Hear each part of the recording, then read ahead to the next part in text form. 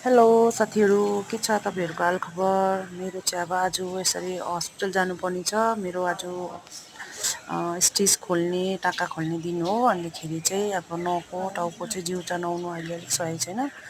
अन्त निहुरिनु भएको छैन किनभने स्पाइनको ओटी गरेपछि निहुरिनु मिल्दैन रहेछ। अनि मेरो माइजूले चाहिँ मलाई टाउको नुहाइदिनु हुँदैछ। अब चाहिँ यो केस पनि अलिक काटिदिनु सोच्दैछु। अब काटिदिनु पर्यो किनभने आफूले नुहाउनु नसकेपछि यो झ्याउ हुने रहेछ क्या। त्यही भएर केस काटिदिन्छु आज। अब पार्लरको बहिनी बोलाएको छ। अब नुहाएर चाहिँ केस काटेर चाहिँ म चाहिँ हस्पिटल जाने हो। मेरो टाँका खोल्नु छ होइन। अब टाँका खोलेपछि चाहिँ सायद निहुरिनु सक्छु कि सक्दिनँ त्यो थाहा छैन। अब डक्टरले के भन्छ त्यही हिसाबले गर्नुपर्छ। अन्तखेरि चाहिँ अब यस्तै हो, बिमारी भएपछि नुहाउनु पनि नसक्ने, आफूले केही गर्नु पनि नसक्ने, बरु यो लामो केस पाल्नुभन्दा काटेकै राम्रो लाग्यो मलाई चाहिँ। तपाईँहरूलाई कस्तो लाग्छ त? केस काटेको राम्रो लाग्छ कि पालेको राम्रो लाग्छ? कमेन्ट गर्नुहोला प्लिज। Okay, by.